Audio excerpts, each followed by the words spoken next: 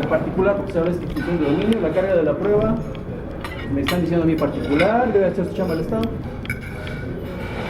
¿Qué pasa en el delito? ¿Quién es licenciado? ¿Usted, verdad?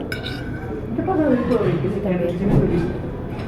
El enriquecimiento ilícito es un delito en el que se presume que alguien amasó una fortuna ilícitamente. ¿Quién tiene que demostrar que el dinero o esa fortuna que amasó es lícita? ¿Quién lo acusa? ¿Quién tiene que demostrar que ese dinero es lícito? Llega a Hacienda y dice, tú tienes 1.000 millones de pesos, o 500 millones de pesos. El acusado. El acusado, ¿no? Es otro delito, en el que también la carga de la prueba es del particular. Entonces, no nada más es, no crean que es algo que haya marcado la pauta, la diferencia. Ya existe en el delito. Sin embargo, ese tipo de casos no prosperan, ¿no? ¿Por qué? Pues porque es muy difícil. En México hay muchas personas, miles de personas que tienen cuentas bancarias, ¿no? O manejan mucho dinero y nunca no están dados de alta ante Hacienda, etcétera, etcétera. Es algo común, yo creo, ¿no? En nuestra sociedad es común que alguien, yo me imagino, por ejemplo, que en la mayoría de los casos ustedes, los contratos de arrendamiento normales, no de un edificio, pues no están dados de alta ante Hacienda, pues, ¿no? Es algo que nosotros como sociedad entendemos, ¿no? Los que venden en los tianguis, la mayoría de las personas en nuestro país no declaran impuestos. Es algo que entendemos afortunadamente, y que no lo entiende así, pues yo creo que vive en Suiza, ¿no? A lo mejor vive en otro país pensando que todo el mundo declara impuestos, todo el mundo paga. Sí, sobre el punto.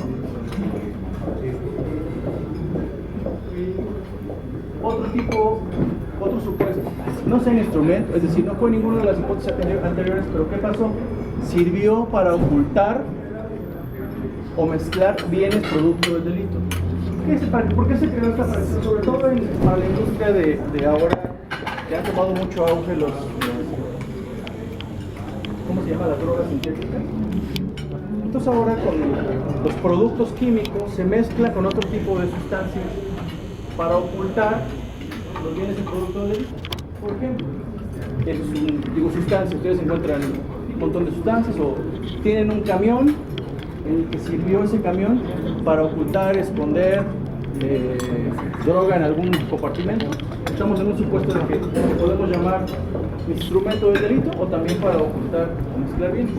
¿Qué me tocó, por ejemplo? Me ha tocado bodegas donde ocultan, entre otros productos, ocultan estupefacientes. Entonces, es el mismo supuesto. Es un instrumento del delito y también sirvió para ocultar o mezclar bienes. Por ejemplo, si compraron una casa, pero compraron 5 millones de pesos y pusieron 1 millón de pesos o 2 millones de pesos legal, pero 3 millones de pesos son productos de delitos, es decir, de delitos contra la salud, de un secuestro, etcétera, etcétera. Esa casa, como sirve para mezclar, la ley dice que se quita toda la casa. Es decir, no se va a quitar nada más una tercera parte porque ese es el dinero ilícito. ¿Sí? ¿Vamos bien? ¿Quién guarda las preguntas? Inciso C. Este es el que mayor discusión ha generado, que es el tema que a ustedes les interesa. Aquellos que estén siendo utilizados para la comisión de delitos por un tercero, si su dueño tuvo conocimiento de ello y no lo notificó a la autoridad o hizo algo para impedirlo. Esto está en la Constitución, fíjense bien, ¿no? Ante la duda nosotros de la ley, ante lagunas de la ley, nosotros nos vamos a la Constitución, que es la que nos da la pauta de qué es lo que debemos de hacer. ¿Okay? Este inciso, si quieren, concluyo con el final, el inciso D, que es el último, y me regreso a este inciso D. ¿Inciso D? Aquellos que estén titulados a nombre de terceros, pero existan suficientes elementos para determinar que son producto de delitos patrimoniales o delincuencia organizada. Es decir, este es para el prestanombres. ¿Sí? ¿Queda claro?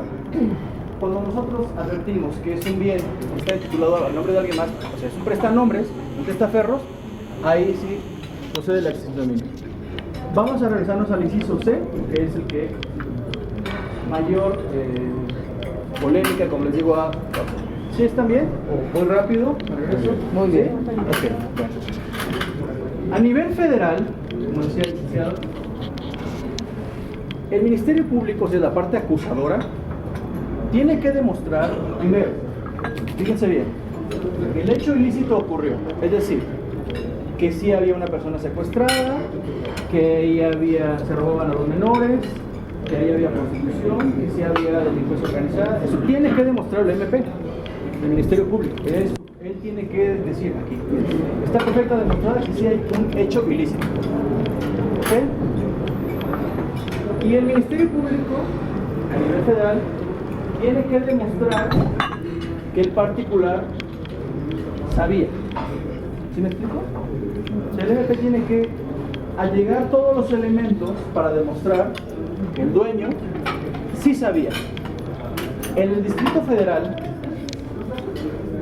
quien tiene que demostrar que no sabía, fíjense bien la diferencia, Sí, la carta. es el particular. El Ministerio Público en el DF tiene que demostrar que se cometió un delito. El MP llega y dice en el Distrito Federal, aquí se cometió un delito, aquí encontramos a niños robados, ¿no? Aquí están los niños, sí están niños robados, prácticamente era una casa donde estaban niños robados. Pero se da que el señor lo rentaba, o que había una administradora, etcétera, etcétera. Entonces es bueno, y el MP hasta ahí concluye su labor. El particular tiene que demostrar que no sabía. ¿Sí queda muy clara esa diferencia? Entonces, si suponiendo que les toca a alguna persona, porque les pregunto, si va a ser porque encontraron droga, ¿se va a ir en principio el asunto al Distrito Federal o se va a nivel federal? A nivel federal, ¿verdad? ¿Sí muy bien o me repito el examen? ¿Cuántos vamos a probar? Ok, entonces ya partimos de la base de que es a nivel federal. Entonces, ¿quién tiene que demostrar que el dueño sabía o no? La autoridad. Si fue una cuestión de drogas, se va a nivel federal y quien tiene que demostrar es el Ministerio Público Federal, le tiene que demostrar al juez que el dueño sabía.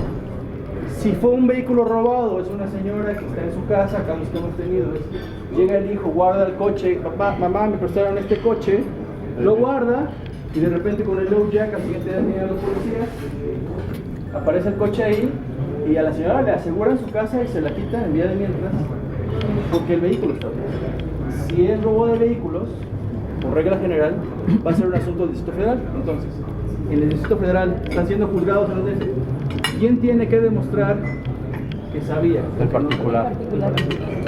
¿Sí me explico? Sí.